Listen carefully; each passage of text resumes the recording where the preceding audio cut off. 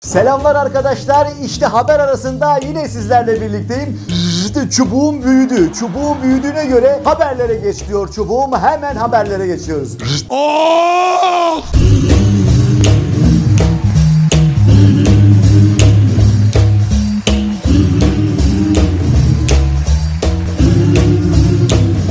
İlk haberimize başlıyoruz. Bakalım ne diyor ilk haberimiz? Meydanda okunuyor lanet ama İsrail'le artıyor ticaret. 7/24 arkadaşlar bize radyoda, özellikle TRT'de, yandaş kanallarda İsrail'in zulmü anlatılıyor. Zulmü işleniyor. Devamlı olarak kafamıza çakılıyor. Devamlı olarak bu zulümde, bu Filistin'e olan zulümde sabit kalın deniyor. Oraya bak diyor. Devamlı oraya bak diyor. Halbuki biz kendi içimizde, biz de savaştayız zaten. Ekonomik olsun, sosyolojik, her alanda savaştayız. Bir çıkmaz içindeyiz biz de. Ama diyor ki sen onlara bakma. Nereye bakıyorsun? Sen asıl olarak İsrail'in yaptığı zulme bakacaksın. Filistin'in içinde bulunduğu zulme bakacaksın. Neden? Çünkü İsrail'in zulmüne seni odaklayarak demek istiyor ki senin yaşadığın zulmü görme. Sen kendi içinde bulunduğun zulümle idare et. Onu hiçbir zaman oraya odaklanma demek istiyor. Bakın görüyor musunuz? 22 yıllık AKP iktidarında diyor İsrail'e ihracatı, Türkiye'nin ihracatı 8 kat artmış sevgili seyirciler, sevgili arkadaşlar. Geçen yıl Kasım'da 319 milyon dolar olan ihracat Aralık'ta 430 milyon dolara çıktı diyor. Peki o halde bizi odaklıyorsun sen. Çok güzel. Biz de bakıyoruz, üzülüyoruz. İçimiz parçalanıyor fakat sen de arka kapıdan ne işler çeviriyorsun? Metin Cihan bir iddia attı ortaya. Belgeleriyle, kanıtlarıyla, hepimizin ulaşabileceği açık kaynakları çalışarak, tarayarak. Diyor ki Gazze'de çocuklar, kadınlar, hastaneler bombalanırken Tayyip Erdoğan'ın oğlunun gemileri İsrail limanında yükleme yapıyor kardeşim. Burada kürsüde prompterdan Filistin'e sahip çıkarken, Filistin için dua ederken,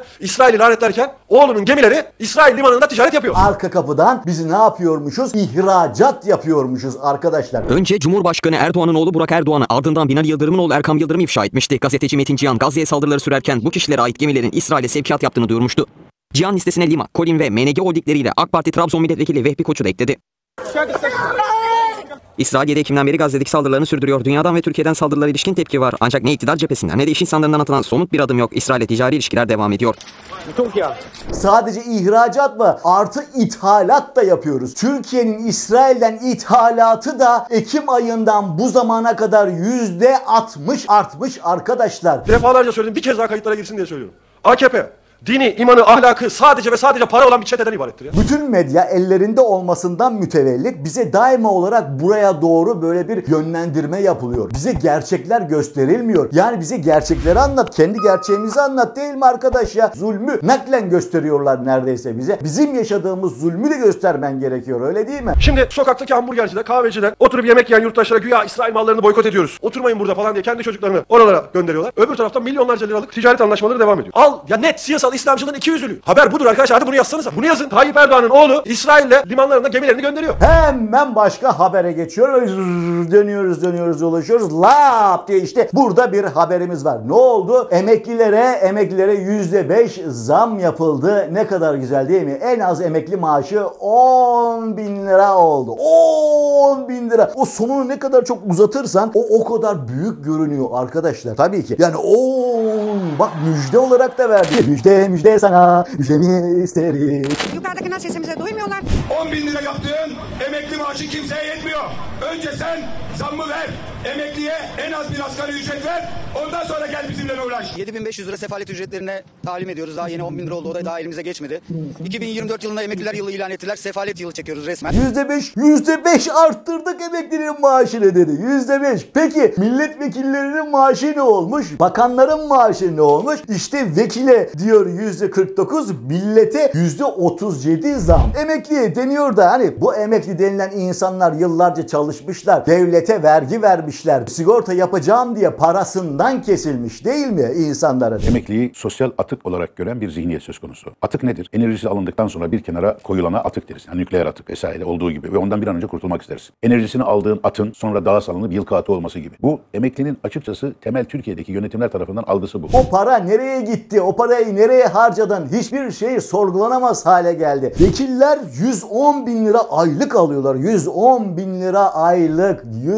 Bak çok hızlı söylersem söyleyeceksin yalnız bunu. 110 bin. Bak gördün mü? Ne kadar az. 110 bin. Ya arkadaş bir de diyoruz ki bu milletvekilleri böyle de emekli milletvekilleri de var. Onlar da artı alıyor. Hem emekli milletvekili maaşını ayrı alıyor. Bir de onlar tekrar milletvekili olduğu için onun üzerine bir daha para alıyor. Yani ne oluyor? 230 bin liraya denk geliyor. Bak ne kadar güzel. Çift dikiş. Sağlam dikiş. Çift dikiş yapmışlar. Milletvekilliği meslek değil arkadaşlar. Bu emekli milletvekilleri de zaten emekli olmuş gitmişsin. Sen daha ne parası istiyorsun ya? Sen halka hizmet için gelmedin mi arkadaşım oraya ya? Orası ne olmuş? Bir rant kapısı haline dönüşmüş artık milletvekilliği. Her emekli milletvekili o halde yanına bir tane işsiz alsın değil mi? Yanında çırak olarak çalıştırsın. Bu işsizler böyle hani geçenlerde Murat Kurum açıkladı ya sokak hayvanlarına. Öyle her genç sokaktaki hayvanı beslese fecaat yaratan hayvanlar sokak hayvanları olmayacak diyor. Her gencimiz bir tane sokak hayvanı sahiplense değil mi? Sokakta hayvan kalmaz. Madem öyle biz de işsiz hayvanlar olarak milletvekilleri bizi o zaman yanlarına alsınlar ya. Bize baksınlar yani. Değil mi? Biz de onlardan bize yardımcı olsunlar. Bize de ev bark sağlasınlar. Sahip çıkan olsun bize ya. Bize kimse sahip çıkmıyor arkadaşlar. Muhalefete sahip çıkmıyor. Nasıl bir zamana denk geldik arkadaş biz ya. Hazır milletvekili demişken Mayıs'taki seçimden önce bazı milletvekilleri 3 aylık milletvekili maaşını da peşin almış. Ama daha sonra seçilememişler. 314 seçilemeyen milletvekili hazineye o önceden aldığı aylıkları geri ödedi mi? Onu bilmiyoruz mesela. Hala bilmiyoruz. Orası da muamma. Neden soruyoruz? Çünkü 30 milyon lira o döneme göre zararda. Halk zararda. Yani hazineden çıkıp onlara ödenmiş. O para ne olmuş? Ayrıca milletvekili önceden aylık alır diye böyle bir şey var mı ya? Efendim lap diye geçiyoruz. Enflasyon yüksek ama hedefle uyumlu. Tabii canım. Sen enflasyonu yüksek diyorsun da ben bir hedef koydum böyle. Hedef ne? 2026. Kim öle kim kala. Yarın ne olacağımızı bilmiyoruz. Mehmet Şimşek biliyorsunuz 2018'de böyle bir gönderilmişti o. Hatta bazı ithamlar da yapıldı. Arkasından falan denerek gönderildi gitti. Şimdi ne oldu da Mehmet Şimşek çok böyle ekonomimizi yükseltecek insan olarak tekrar bizim karşımıza geldi. O da muamma. Ayrıca bu bakanlık süresince alacağı paraları önceden o 5 yıllık parayı önceden aldığı söyleniyor. Bir de transfer parası aldığı da söyleniyor. Bilmiyorum. Ben de yani medyadan okuduğum, gördüğüm kadarıyla bunları tabii ki sizlere söylüyorum arkadaşlar. Diyor ki Mehmet Şimşek'e ben seni mecburen buraya getirdim. Ayrıca da benim duyduğuma göre ki bugüne kadar o kaynaktan hiç yanlış bilgi almadım. Bana kaynağımın söylediği şu. Mehmet Şimşek'in bunun açıklamasını çok isterim. Yalanlamasını. Kendisine 40 milyon dolar verilmiş. Bu görevi kabul etmesi için. Ben de düşünüyordum bu kadar hakaret yedikten sonra niye geldi? Hatta geçenlerde de bu 50 milyon avro için bir laf etmişti ya. 40 milyon dolar mı? 40 milyon avro mu? 40 milyon avro galiba. Neyse dolar ya da avro ama 40 milyon. Ben yine de kaynağımın söylediği dolar 40 milyon dolar diyor. Ama bunun açıklanmasını çok isterim. Desin ki yalan. Mehmet Şimşek'in sırrı ne? Gaye Erkan'ın sırrı ne? Yarın bugün bakın Mehmet Şimşek gidebilir. Yani ben artık baş edemiyorum. Maksat iktidara suç bulmadan eleştirilecek birisi bulunsun diye herhalde Mehmet Şimşek getirildi. O da tabii ki ben bu yükü alırım arkadaş. Yalnız mangrajımı sağlam yapın. Beni çok böyle ihya edin. Mangraj olarak ihya edin. Yarın bugün de yine enflasyon düşmediğinde ekonomi yine ne olacak?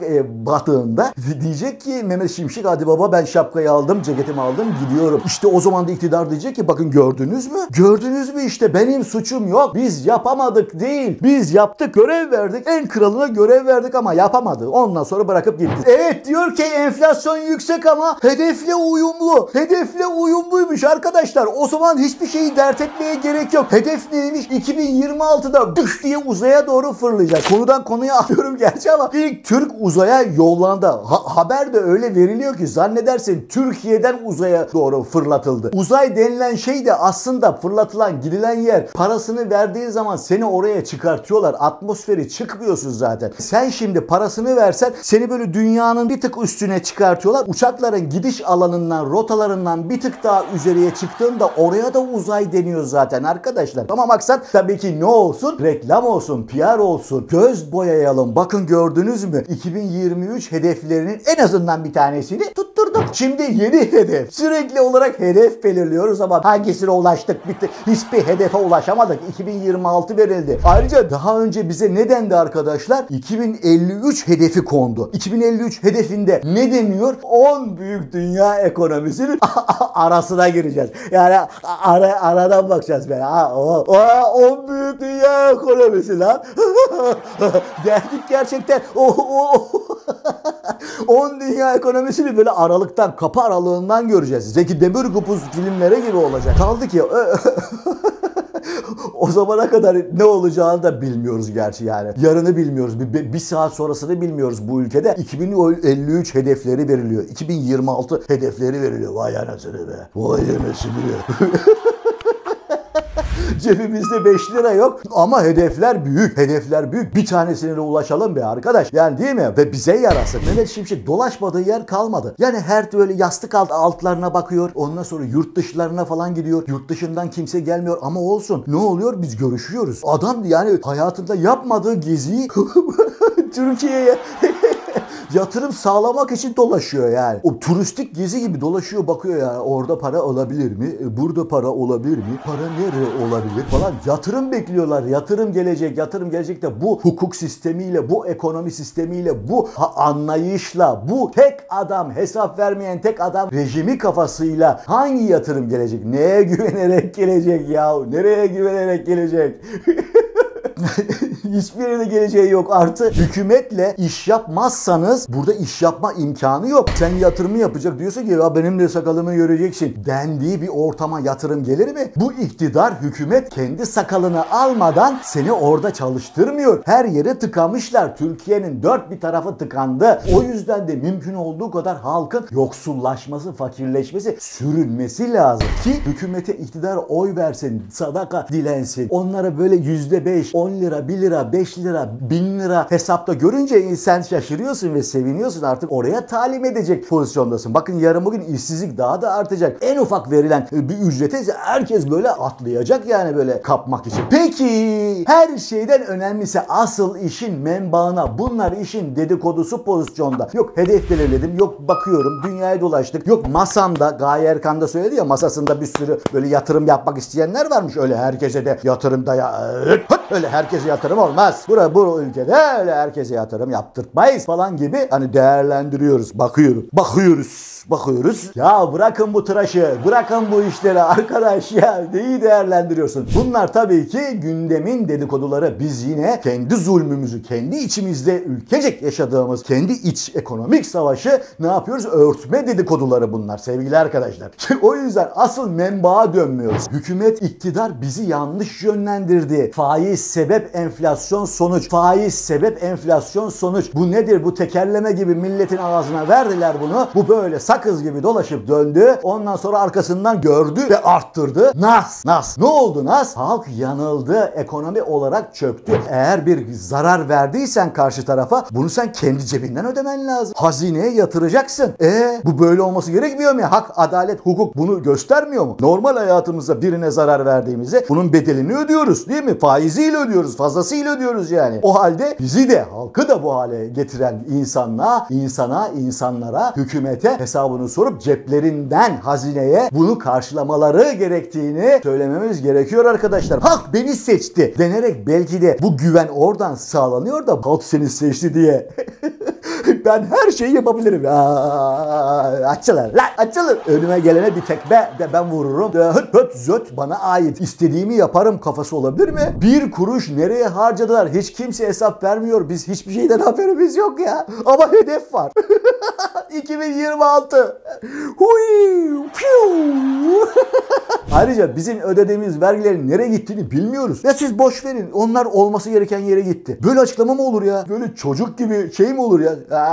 Bu arada ekonomiyle ilgili de sevgili Hülya Avşar da bir açıklama yapmış. Diyor ki Hülya Avşar, ya diyor zengin olmak diyor çok iyi bir şey değil. Zengin olmak o kadar korkunç bir şey ki çok zor, kaldıramazsın. Sen zenginliği kaldıramazsın. O yüzden yani hayatını idame ettirecek kadar paran, gelirin olsun yeter. Çok güzel. Simit ye. Sen de simit ye o zaman ya da malını mülkünü satsana. Yarın bugün hayatımı geçindirebileceğim kadar paranın olup olmayacağını bilmiyorum ki. Bu benim hayatıma yeterli olabilir diyeceğimiz bir limit yok. Eder değer algımız kayboldu. Herkesin birbirine çakması dolayısıyla eder değer bilgimiz de kaybolduğu için Ya hayatımı idame ettirecek kadar geçti. O iş bitti. Sen ne kadar kazanacaksın şu anda bilmiyorsun ki. Hayatımızı idame ettirebileceğimiz ücretin ne olduğunu, ederin, değerin ne olduğunu da bilmiyoruz. Ama Hülya Avşar böyledir. Arada bir kafayı sokar. Ortaya bir iki kelime atar. Maksat PR olsun. O da yani tabii ki haklı sanatçı, unutulmaması lazım yani. Diyor ki beni unutmayın diyor ve teklifleri açığım şeklinde. Tabii gündeme de gönderme yapıyor. Olmadı yandaş kanallardan falan filan da bir iş çıkarsa überelles. Geçenlerde Acun da söylemişti böyle bir şey. Zengin olmak o kadar önemli değil ya. Ya bırak da olalım. Ya olalım, biz onu hallederiz. Biz onu biliyoruz. Ne yapacağımızı biliyoruz yani artık. O kadar çok burnumuz sürttü ki biz ne yapacağımızı biliyoruz. Hemencecik diğer haber. Bu arada arkadaşlar abone olalım, likelayalım ve yorum yazmayı unutmayalım lütfen. Çünkü unutuluyor. Hemen döndürüyoruz bakalım. Tak! Diğer habere geçiyorum. Bakın çok önemli bir haber bu. Bu haber gerçekten de bu olay gittikçe de büyüyor ve enteresan bir şekilde de gelişiyor. Niye acaba? TikTok rezaleti yatağa sıçradı diyor. TikTok rezaleti varmış. O da zaten durup dururken bak yatağa sıçramış. Yani ayakta da değil. Hemen hükümetimiz bu konuya el atmış ve müdahale etmiş. TikTok'la da bir görüşme oluşmuş ve bu görüşmeden sonra da bir önlem alınacağı bu tip müstehcen videolar yayınlanmaya başladığında hemen oraya tak diye arkadaşlar müstehcen görüntüler yayınlanmayacakmış. Görüntüler ne ki? Ondan sonra görüntülere bir bakıyoruz. Biliyorsunuz son zamanlarda aslında bu olayın menbaı bilmeyenler için hatırlatayım. Bir Las kızı sonsuz bilmem ne dolayısıyla bu işler ayyuka çıktı. Halk dedi ki ya arkadaş bu kadar da olmaz falan gibi, oradan da çok büyük paralar falan kazandığı iddia edildi ki o kadar büyük paralar kazanmıyorlarmış. Görüntülere bakıyoruz. Görüntüler ne? Şöyle hafiften bir göğüs dekoltesi falan gösteriyor. Ondan sonra çok da fazla bir şey yok. Bir tanesi de var böyle hep böyle yatakta yaylanıyor.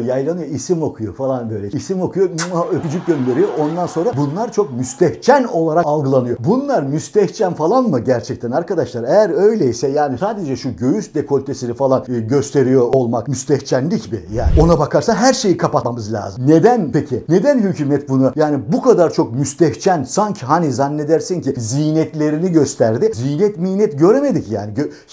Zinet minet görülmüyor aslında o videolarda. Ona rağmen hükümetin bu kadar çok hani ülkenin en büyük sorunuymuş gibi bir hale getirmesi konuyu şu anlama geliyor. Yarın bugün bu sosyal medyaya da çok büyük bir yasaklar zinciri gelebilir arkadaşlar. Onun altyapısı hazırlanıyor. Sosyal medya rütüğü oluşacak belki de yarın bugün. Bir de aslında OnlyFans var biliyorsunuz sevgili arkadaşlar. Bu OnlyFans da ortalığı yıktı geçti. O OnlyFans'ta yok öyle görüntüler, böyle müstehcenlik salınıyor, şöyle yapılıyor. OnlyFans denilen mevzu kredi kartıyla zaten açılan o fotoğraflara, videolara kredi kartıyla ödeme yapıyorsun. Öyle herkese açık bir alan değil. Bilenleriniz var, ben bilmediğinizi zannetmiyorum ama yine de bilmeyenler için söylemiş olayım. Çünkü bu coğrafya bir türlü doyamadım sevmelere seni ben. 15 yaşındaki de abazan, 80'indeki de abazan. Oraya illa bir para atacak, bir görmek istiyor, canlı görmek istiyor orada yani. Bak aç dedim, açtı. Parayı saldım, açtı demek istiyor. Maksat o heyecanı yaşamak. Artık hayat o kadar tek düze, sıradan ve can sıkıcı hale gelmeye başladı ki bu ekonomik, sosyolojik, politik durumlar dolayısıyla insanlar artık en ufak bir şeyi bile çok sanki değişik bir heyecan. Bak işte ben de yaşıyorum lan, hayattayım diyecek bir neden gibi bir hale sokuyor. Merve Taşkın da ayda $100.000 kazanıyormuş ve yurt dışına taşınmış arkadaşlar. Ya yazık, günahtır. Bunlar milli değerlerimiz. Bunlar bizim insanlarımız. Neden bu seksapalite yurt dışına göç ediyor? Bu göçe de çok dikkat çekmek istiyorum sevgili arkadaşlar. Yani biz böyle insanlarımızı neden yurt dışına kaçırıyoruz? Şimdi bence büyük bir kampanya başlatmamız lazım. Yerli ve milli kafasıyla düşündüğümüzde onları da dönün vatanınıza, OnlyFans'ınızı vatanınızda gerçekleştirin eğer yapacaksanız da. İnsanlar neden giriyor bu OnlyFans, TikTok mevzularına falan? Neden böyle yapsın ki? Demek istediğim ekonomik sorunlar insanları gittikçe çıplaklığa, nudist olmaya doğru zorluyor neredeyse. Sokaklarda da artık çırılçıplak gezenler var. Yazın daha çoktu. Şimdi tabii havalar soğuyunca insanlar çok fazla müstehcen de olamıyor. Yani yeterince çıplaklığımı gösteremiyorum ben falan şeklinde. davranan insanlar da olabilir. Bu benim bir ifade özgürlüğüm, kendimi teşhir etme özgürlüğüm yok mu? Ve haber arasını burada finallendiriyorum ve netekim de gördüğünüz gibi çubuğum da küçüldü. En yakın zamanda sizlerle birlikte olmak istiyorum sevgili arkadaşlar. Abone olalım, likelayalım ve yorum yazmayı unutmayalım. Görüşmek üzere.